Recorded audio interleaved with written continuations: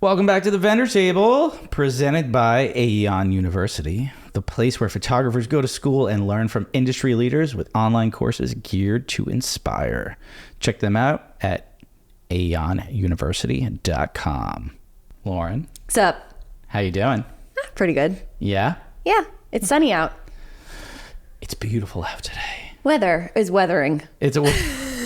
We're getting in the 70s. My seasonal depression has left the chat. Hell yeah. It's Did I tell you that's why everything was falling apart in my life? Yeah, you did. My hair was falling out and I was like a couch potato, like living on my couch and didn't want to move. And I was like, what's happening to me? Am I dying? And I had all this blood work done and only for my doctor to be like, you're depressed. And I was like, no, I'm not. And I'm really happy. It's due to cloudy days. Yeah. I was like, there's no way I'm depressed. I'm very happy. And then I was like, wait, I'm not. I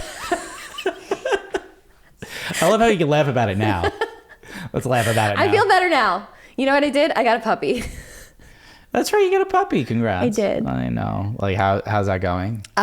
Surprisingly much easier than I anticipated. It's actually confusing. Really? Yeah, he's a very good boy. That's great. His name is Knox. Cute. Did he come with that name or did you name him? I named him. They named him Runt.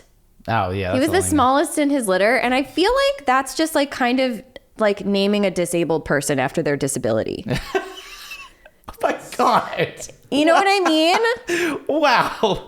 So we're going to give you this like little tiny dog that's kind of all bones and really small. And all of his like siblings were bullying him and he couldn't eat and stuff. And we're going to name him Runt. Now, why'd you name him Knox? Was it because you saw Roadhouse with Conor McGregor? No. Because his character name was Knox in there. No. Well, why'd you name him Knox? Does it have to do with fairy smut? Is it a character in a book that has to do with fairy porn? Not fairies. Shadow daddies. Yes. Is it? He's a black dog too. This shadow daddy also happened to have shadow dogs. Wow. Don't judge me. Moving on. Let's go. I hate that you just knew that without me saying anything. It's pretty bad, right? It's pretty bad. You just know me. I just know you so well. Well, I just watched the new Roadhouse, which was pretty good. The series is Forced Bonds by Jay Bree. Oh, God. Tragic Bonds, my bad. Okay. Broken Bonds? I don't care. There's a lot of bonds. It's 6 books. It's a reverse harem. You'll love it. It's a reverse harem? I'm going to stop talking now. Moving on.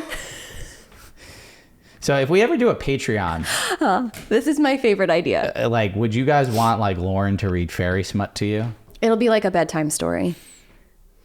Just let us know in the show note, in the like the after notes and stuff like that. Maybe that's something we do. Or alternately, if enough people subscribe to our Patreon, we'll make Mike read my fairy porn.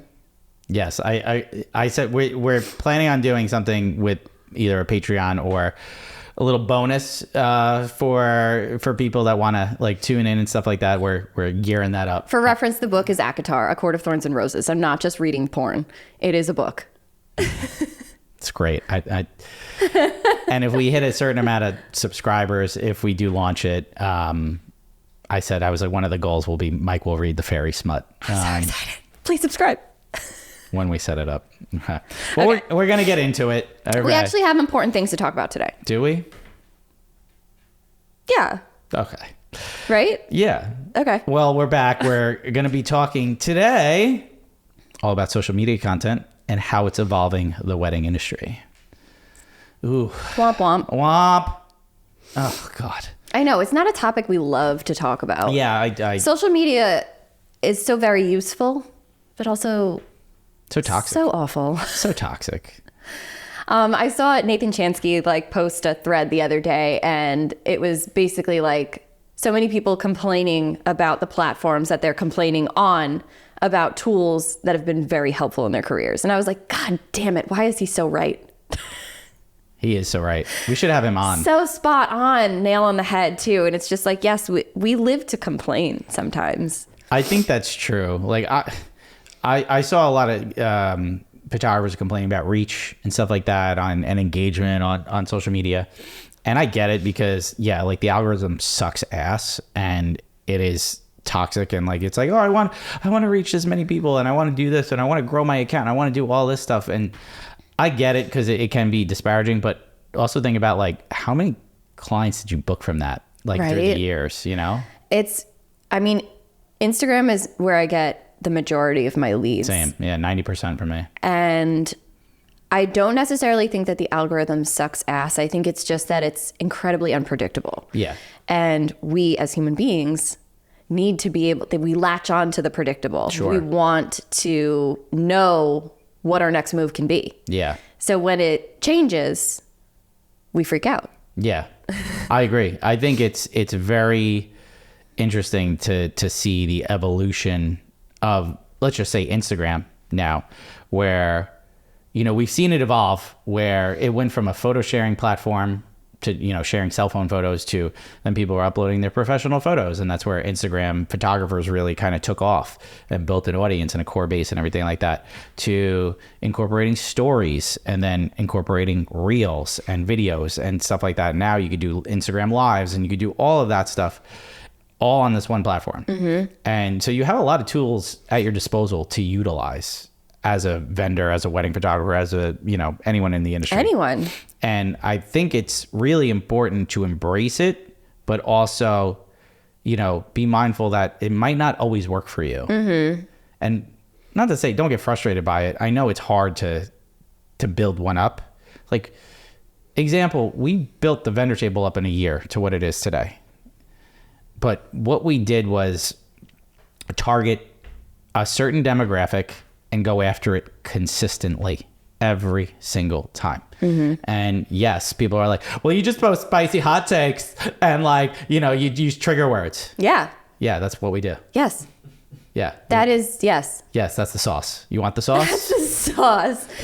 That is how we did it. That's how we did it. And guess what? It brought conversation. It brought engagement. It brought followers. It brought us also business. So you want to say, yeah, you guys are taters and you just talk about hating shit. We don't. We also know how to engage an audience, though, and build an audience and build a community. And that's what we did. And it took us a year to do it. So you could do it too.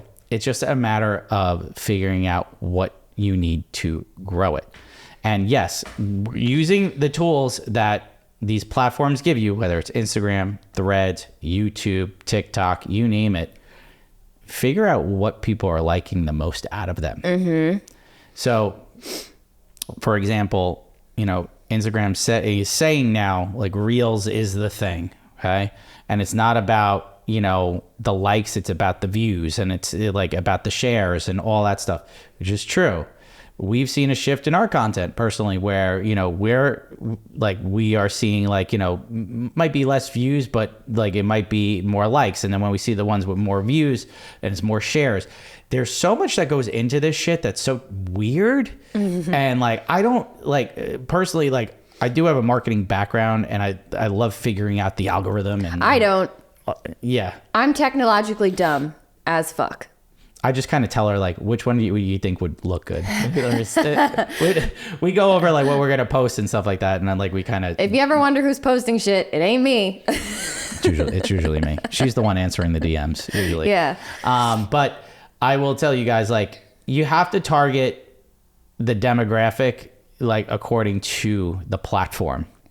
So with Instagram, for example, Reels are big, but a lot of people don't want to just see the photos in the Reels and the boring stuff. They want to see the behind the scenes. They want to see, you know, what goes into a wedding day. They want to see what, like, makes you and, like, cool experiences and stuff like that.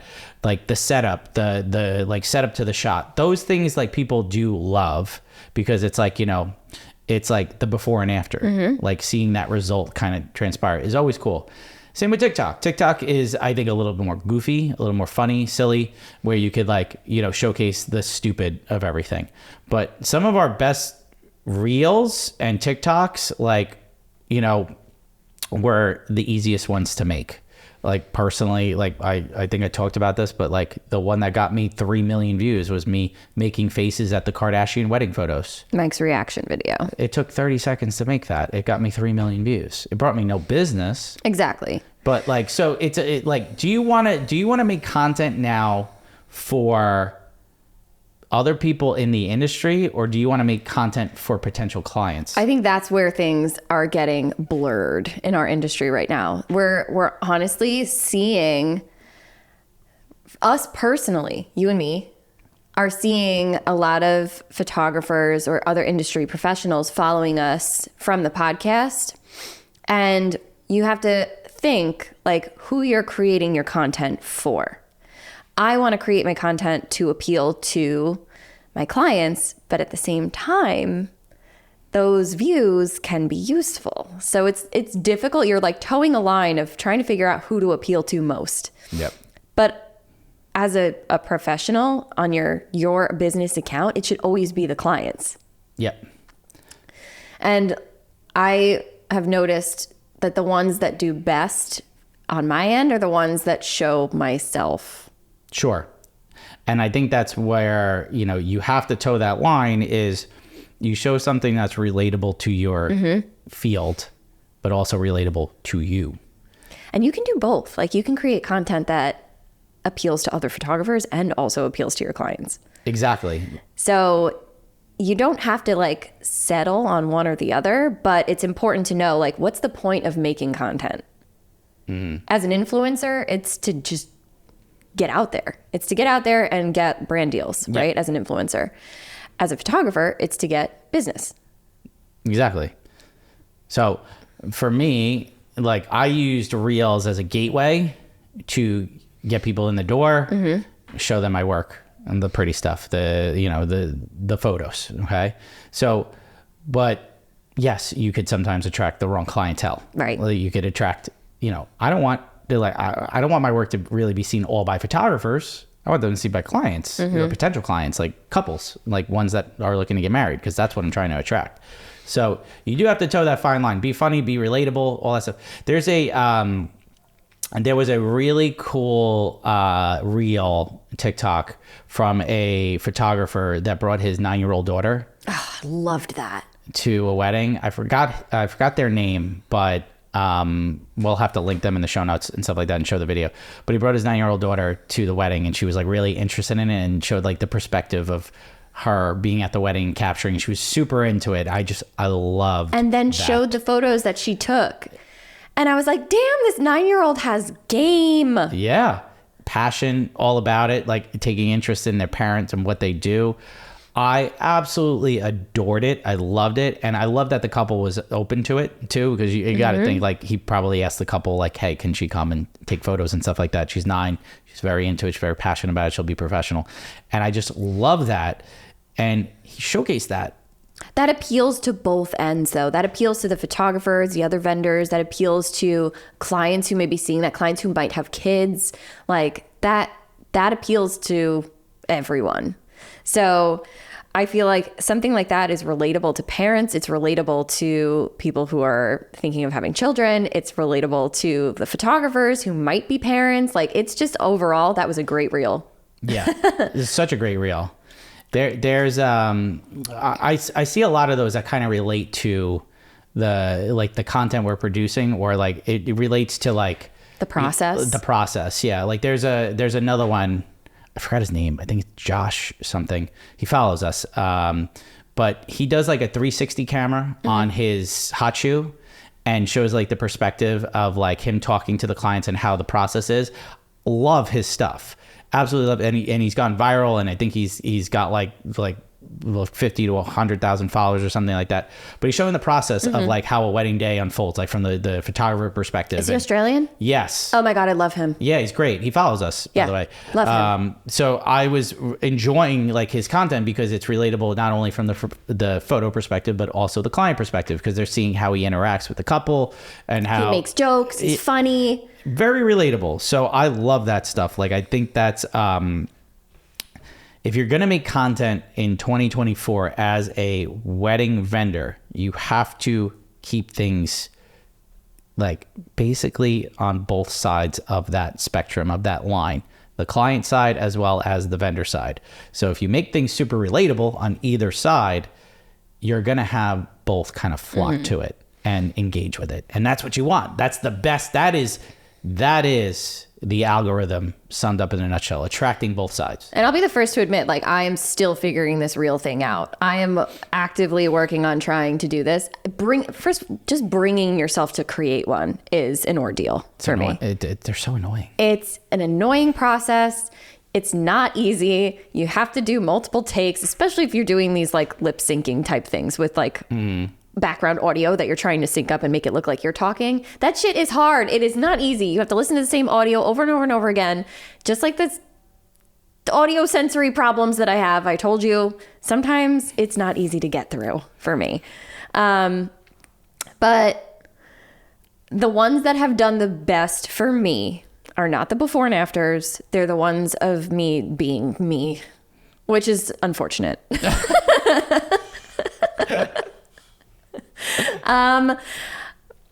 The ridiculous shit that we do. I mean, Mike does an end of year reel that has like all the videos that he's compiled, like a highlight. People love those. Yeah, that's geared towards the clients and show. Geared toward the client. It's amazing.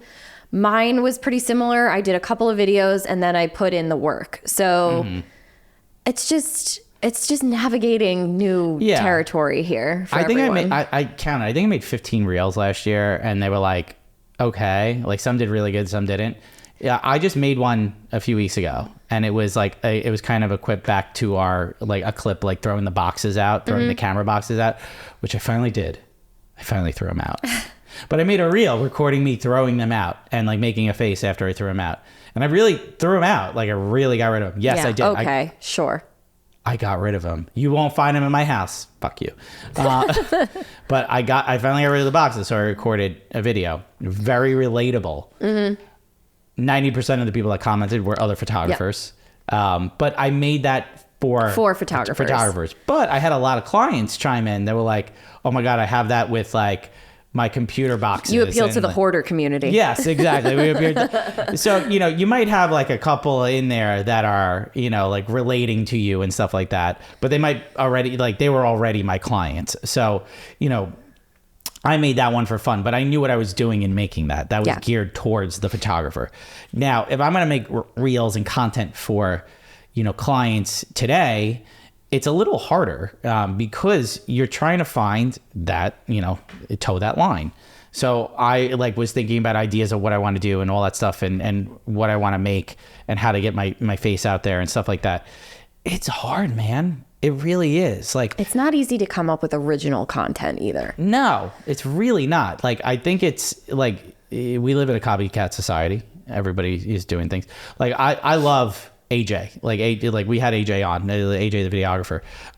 He got the meta glasses and he was like, you guys got to get the meta glasses and stuff like that. And he did a reel showcasing like a full day behind the scenes. And I loved it. And I think a lot of people loved it too. I could be wrong. I think it got him like a good amount of views, but it showed his perspective and all that. It goes into a full day, just like that Australian photographer. I think his name's Josh. I got to look him up. But really from that perspective. Oh my God. I feel like I'd be so embarrassed to post like what I sound like on a wedding day. Meredith knows. When I'm working with you, I don't really speak much. Like, that's a lie. In the client realm, because you're doing it, you're directing it. Yeah. I said, I'll insert banter back and forth with you, but like when I'm directing it's unhinged. What do I sound like? Because you've seen me. You sound pretty much like you sound right now, only like maybe like you did a little bit of cocaine. I do talk like I'm like this is delicious. I'm like, oh my God. It's like we're gonna get it. Like, just a little bit of drugs, but you're just like you only amplified by like 15%, I would say. Okay. Gotcha. You're fun guy, Mikey Sunsets. I'm fun. Thank you. Yeah. Now, I just want to take a second to shout out our sponsor for this episode, Aeon University. So you guys know we love to preach education. We talk about it all the time. It's important to learn your camera, gain experience, get hands-on. Helps make you better, right? Mm-hmm. We got to get better with that camera, Obviously. Learn the buttons and what they do. The pushy, turny. Well, our friends at Aeon University is where photographers go to school and learn from industry leaders in online courses. So at Aeon, you dive into classes led by top photographers like Igor Demba, Sean Flanagan, Catalina Jean, and they take your skills to new heights. You could start for free. Sign up for using the link in the show notes to get free access to a course led by Jennifer Moore. See her plan, shoot and edit an entire couple session. Check out the free course from Jennifer, and which is listed in the show notes as well. You could sign up at aeonuniversity.com and use code the vendor table for 20% off your next online course. So check that out, guys. Education super important. Aeon's doing a great job. They are a really like up and coming name in the industry. If you want to learn all about your camera, learn how to take better photos, really great resource for not only wedding photographers, but photography in general. So we want to give a shout out to our sponsor, Maru. Maru is a modern payment experience for the wedding and events industry. Lauren, have you been using Maru a lot lately? I've been using Maru to pay my contractors. That's a great and way. Send invoices. It's really easy. It's great to pass off the processing fees. So it saves me a little bit of money, and it's also really easy and straightforward for everybody to pay. Whereas sometimes it can be a bit of a process to use other companies like Venmo or Zelle. Oh, yeah. Like we hate those processing fees. So annoying. Maru does give you the ability to do that and pass off those fees. It's a community, over 9,000 wedding and event professionals, and they're growing every day. They offer seamless transactions and hassle-free payment experience, and they make it possible to focus on what you do best, creating a memorable experience. All right. So with Maru, we talked about it, but you can accept and make payments without processing fees, offer clients a simpler experience, no need to sign up, just pay and go, and keep all your payments neatly organized in one central hub. And like Lauren said, if you have contractors, second shooters that like work underneath you and you need a quick way to pay them and avoid those fees that like, Venmo throws at you, things like that, well, Maru gives you the ability to pay contractors right from the platform. Makes things so easy. You could sign up for free at maru.us/TVT. In the social media society, we have influencers. Okay. Mm-hmm. And I'm sure many of you out there have had an influencer reach out to you. It's like, has 50,000 followers, 100,000 followers. And they ask you to work their wedding for exposure. What do you say? No, thank you. I'm not taking unpaid work. What if they ask you for a discount? No. Exactly. Why? No. You don't discount your day for exposure. Sorry. No. You're not discounting your work for exposure. Absolutely not. Sorry. That doesn't work. Exposure doesn't pay the bills. No. Doesn't pay our bills. Exposure pays the bills for brands. Mm-hmm. Not for working class Americans. Not for a small business, not for not for a wedding vendor. Sorry. But I had an influencer couple, a very well-known influencer. Sam and Monica, love them dearly. They're very funny. Very funny. They have like 4 million followers on Instagram, TikTok, like YouTube, all over the place. They're like one of the most well-known couples like in the space. They were one of my couples. They didn't ask for a discount. They got a full day and captured, and I loved working with them. Oh my God, I loved working with them. Incredible couple. I didn't discount anything. I did it my way. And that's what you like. They didn't expect it either. They didn't expect it. They weren't looking for a brand deal or anything like that, or like, hey, like we're influencers. This is what we do. It doesn't make sense to me. I didn't even know they were influencers until like I asked them. Like I was just like I asked them in the meeting. By the way, like I was like oh, like we were chit chatting and like I was like, oh, what do you guys like like what do you do for work and everything? They're like, oh, we run a social media thing. I was like, oh, social, like what do you guys do? Like you're like TikTok or they're like, yeah, we like have a TikTok account that's pretty big. I was just like, oh, like what's big? And they're like, oh, like 2 million followers. I was like, oh, like you're like famous. You're like famous. And I looked them up. I was like, holy shit, isn't that like wild famous. that now like we equate like 2 million followers on TikTok to being a famous person? Yeah, it's very strange. It's wild. Yeah. And they kind of are. So it's crazy. I feel like if I met one of my like the influencers that I follow in the wild, I would absolutely be starstruck. Yeah. I'm like that with gamers. Like, I don't care about like a celebrity, but like there's a few gamers that I like really love. Okay. And like I've watched them like as like streamers and stuff like that. I probably, if I met them, I'd be like, I've met big celebrities. I've been on Hollywood sets and stuff like that for my old job. I've met like big time celebrities. I would probably fangirl over like the gamer streamers. I want to meet a famous person and see what my reaction would be, because I honestly, truthfully have no idea how I would react. I had a 45-minute conversation with Lucy Liu. I know you told me that, and I love her. Like, she's like the most amazing woman, and like literally had a conversation like we're having right now at a table, and love her dearly. And she was one of my favorite actresses growing up. I loved Kill Bill. I've met no famous people. Loved her in Kill Bill. Not one.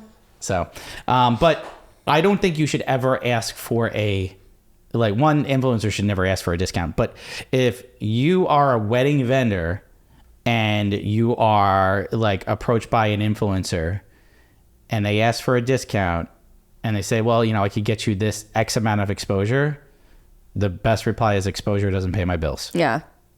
Doesn't. I mean, you can say it in a nicer way, but it doesn't. No. It does not pay the bills. And like, I've traded sessions I've traded services with people before, but the expectation is that the service that you're going to be receiving in return is of equal value.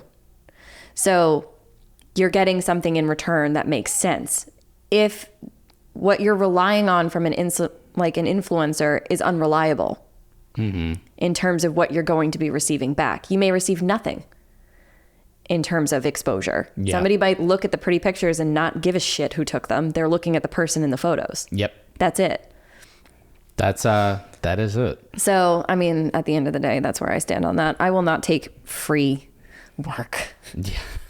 No. I will not invest my time into somebody else for free without something that's going to benefit me in return. Yeah, you could barter is one thing, like where you trading a service for a service. Like, yeah, we talk about it all the time. You bartered with your hair girl, I barter with my plumber, stuff like that. So you could do that. It's not working for free though, you're bartering. Exactly. So now I want to touch on this because this is something that I just saw. The Pinkards posted this, and they're a very well-known husband and wife duo, photographers. They do those double exposures. They do the double exposures. Yeah. They have education where they teach people on their YouTube channel how to do these things and stuff. They just posted, I think, a 3-part story about how somebody was stealing their photography, like stealing their photos and booking clients with their portfolio. Holy shit. And these poor people were getting scammed out of money. This is happening a lot. Yeah. This is happening a lot. People are stealing other people's work, posting it as their own, and taking your money. And this is why we tell clients do your research.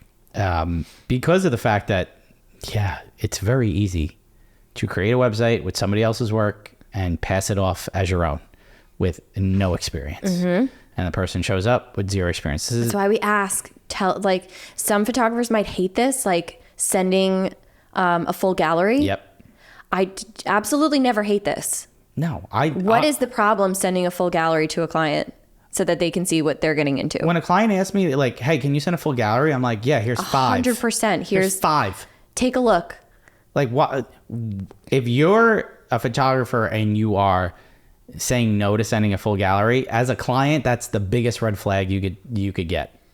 I have it set so each client has a download pin, so they need to know a 4-digit code in order to download the photos. So all of these galleries that I'm sending out, none of the people who can see these images can download those photos unless they have the download pin. So it's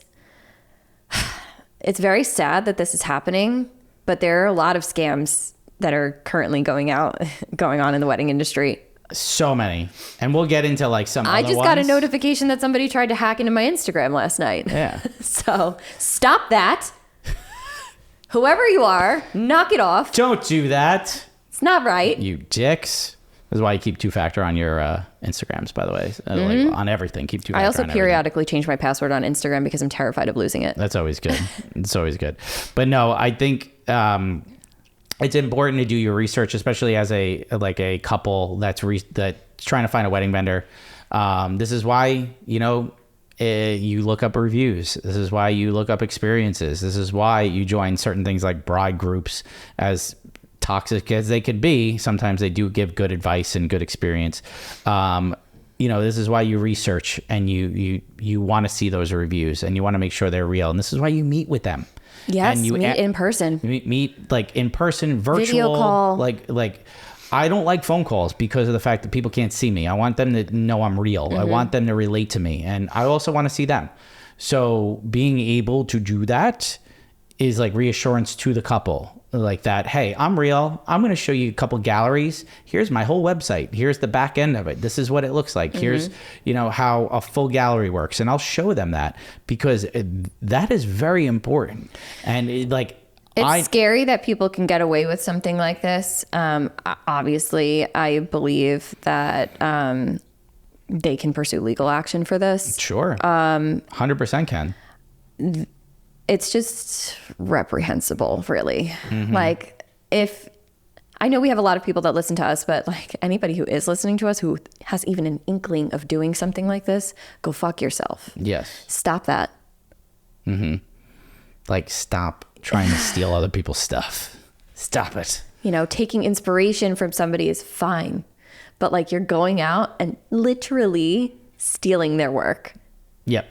That's awful. Don't do it. Don't do it. Don't be a garbage person. And I fully believe that this person never intended to actually show up and shoot a wedding. No, it's a scam. It's a scam to get them to send the money as a deposit, take it and run, and that is it. So this is, people are doing this with less experience. So we have photographers who don't have the experience. They're trying to present a portfolio and then going to shoot the actual wedding, and obviously not delivering a product that is in line with their fake portfolio. Yeah. So scary. So watch out for scams in the wedding industry. And the easiest way to do it is really get on the phone, get on a video chat, ask to see their work.